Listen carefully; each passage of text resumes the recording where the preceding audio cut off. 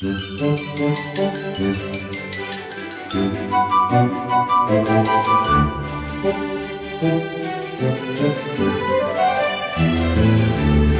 छोटे से गांव में दीनू नाम का आदमी अपनी पत्नी ज्योति और 7 साल के बेटे रतन के साथ रहता था। दीनू की गरीबी इतनी बढ़ गई थी कि उनके घर में कई कई दिन तक चूल्हा नहीं जलता था। परिवार को भूखे पेट सोना पड़ता था और उनकी हालत दिन ब दिन खराब होती जा रही थी। एक दिन गांव में एक अनजान आदमी शहद बेचने के लिए आया।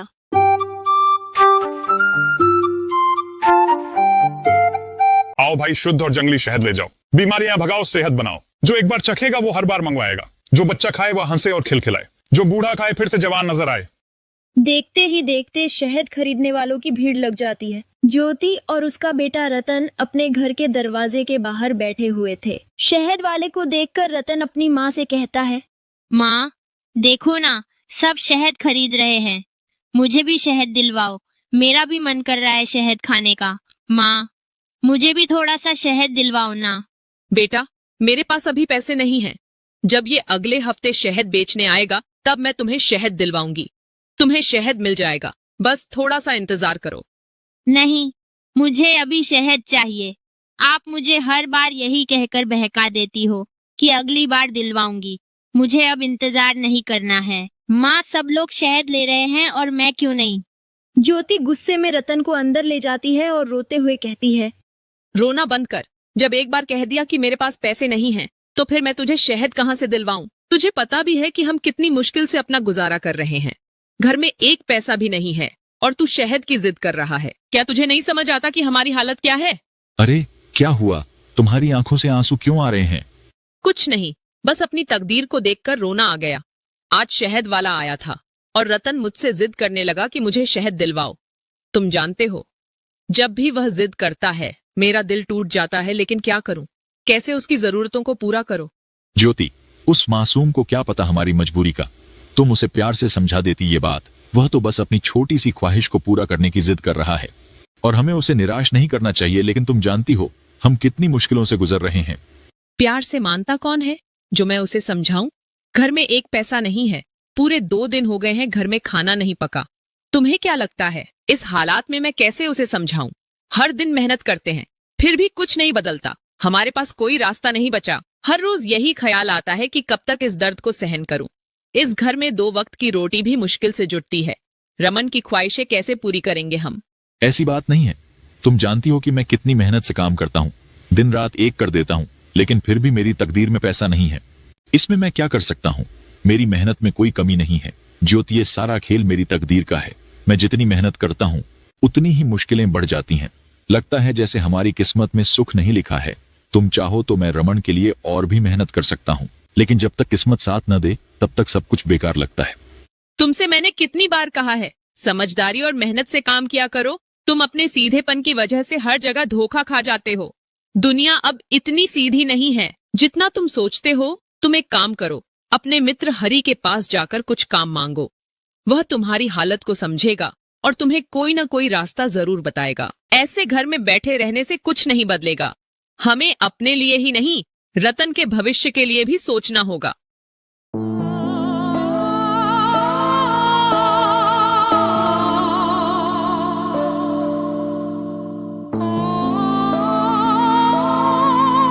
दिनू अपने दोस्त हरि के पास गया। उसके चेहरे पर चिंता की लकीरें साफ दिखाई दे रही थीं। उसने हरि को अपनी मजबूरी और घर की हालत बताई, उम्मीद करते हुए कि उसका दोस्त कोई रास्ता जरूर सुझाएगा। हरि, मैं इस वक्त बहुत परेशानी से गुजर रहा हूँ। गरीबी ने हाल बेहाल कर दिया है। घर में खाने के लिए अनाज का एक दाना भी नहीं बचा। हरि भाई, तेरे पास एक उम्मीद लेकर आया हूँ। तुम्हारे पास इतनी सारी जमीन है, घोड़े हैं, बैल हैं। मैं बस चाहता हूँ कि तुम मुझे कोई काम दे दो। मैं दिन रात मेहनत करूंगा, लेकिन अपने परिवार को भूखा नहीं देख सकता। भाई, अगर तेरा सहारा मिल जाए तो शायद मेरी हालत थोड़ी सुधर जाए। भाई, मेरे पास तो अब कुछ भी नहीं बचा। मेरा भाई सब कुछ छीनकर मुझे ठोकरें खाने के लिए छोड़ गया। अब मैं खुद जमींदार जी के खेतों में काम करता हूँ।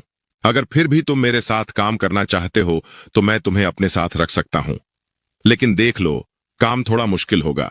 खेतों में मेहनत करनी पड़ेगी।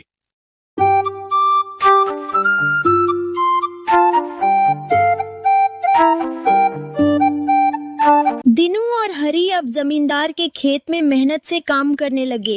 एक दिन जब वे खेत में खुदाई कर रहे थे, उन्हें मिट्टी के नीचे से सिक्कों से भरी एक पोटली मिली। दोनों की आंखें चमक उठीं, जैसे उनकी किस्मत अचानक बदल गई हो। दोनों ने जल्दी से पोटली उठाई और उसे ऐसी जगह छुपा दिया जहां किसी की नजर न पड़े।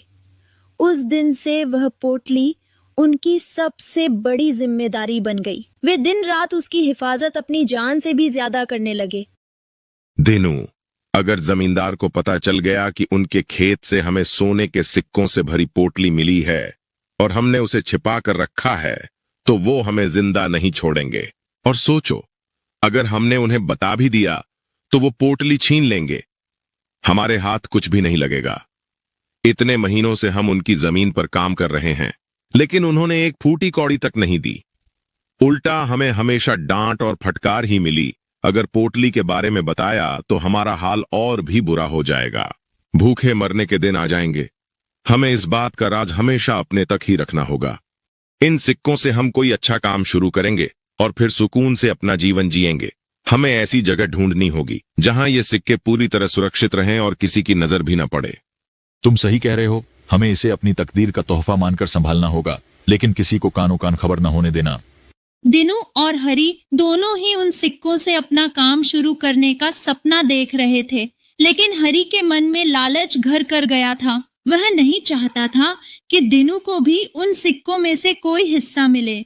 सारे सिक्के अपने पास रखने के इरादे से उसने एक चालाक योजना बनाई। दिनू, मैं सोच रहा था कि ये सिक्के यहाँ बिल्कुल भी सुरक्षित नहीं हैं। अगर किसी को यहाँ इनके बारे में भनक लग गई तो हमें बड़ी मुश्किल हो जाएगी। क्यों न हम इन्हें पास वाली कुटिया में छिपा दें?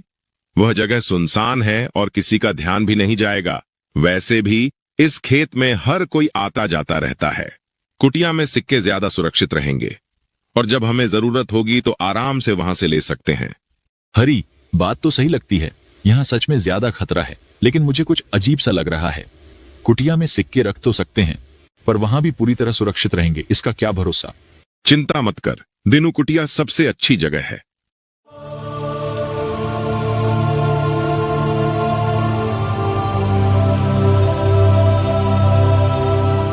दिनू और हरी दोनों धीरे धीरे कुटिया की ओर बढ़ते हैं।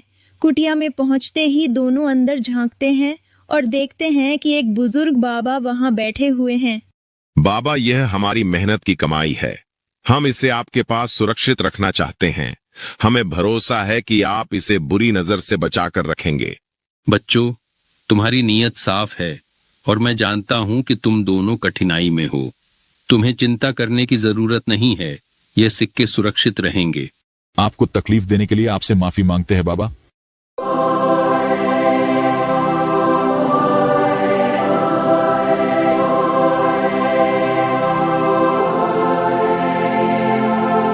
वे दोनों कुटिया से निकलकर अपने अपने घर की ओर लौटते हैं।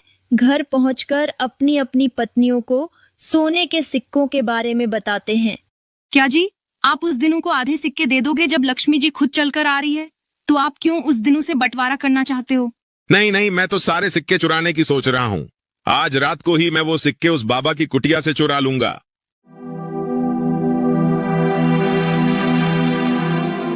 हरी वो पोटली बाबा की कुटिया से चुरा लेता है। अगले दिन दीनू हरी को कहता है, मुझे पैसों की सख्त जरूरत है। घर में खाने के लिए एक दाना भी नहीं है और जमींदार भी हमारे काम के पैसे नहीं दे रहा है। मैं सोच रहा हूँ हम बाबा से वह सिक्के मांग लेते हैं। दिनू, कल ही तो सिक्के बाबा को दिए हैं सुरक्षित रखने के लिए। अब भी इतनी जल्दी उनसे मांग लेंगे तो अच्छा नहीं लगेगा। 1 हफ्ते के बाद मांगते हैं।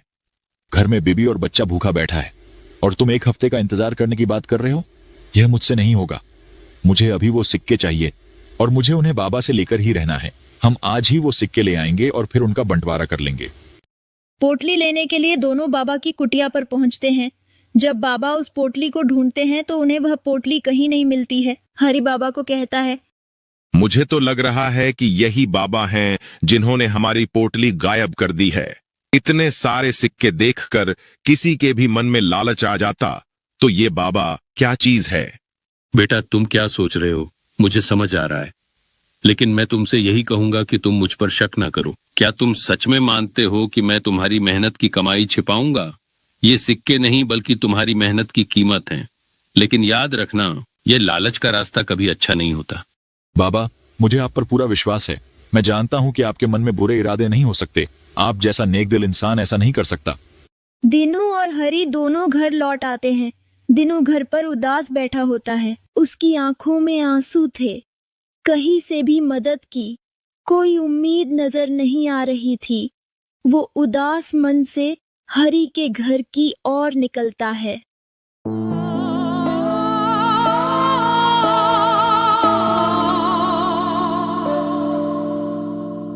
अरे शंकर बेटा, ये सिक्के तुम्हारे पास कैसे आए? काका, ये सिक्के एक सुंदर सी पोटली में थे। कल बापू लेकर आए थे और हमने तो बहुत सारा सामान खरीदा है इन सिक्कों से काका। अच्छा, तो सिक्के हरी ने गायब किए हैं और इल्जाम बेचारे बूढ़े बाबा पर लगा रहा था। अब बताता हूँ इसे।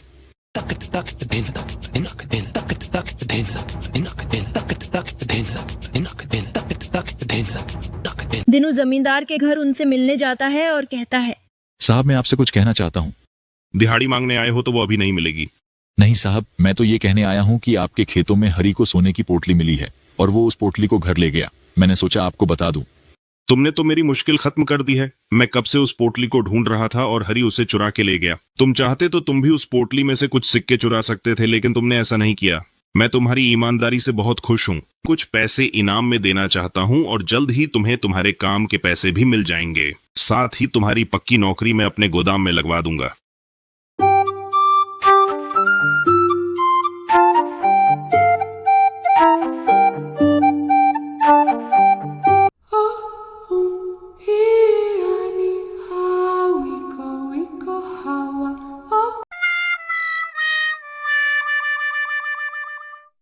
हाँ भाई, लालच सच में बुरी बला है। सुना नहीं तुमने मेरी पोटली चुराई और अब उसे वापस करने का वक्त आ गया है।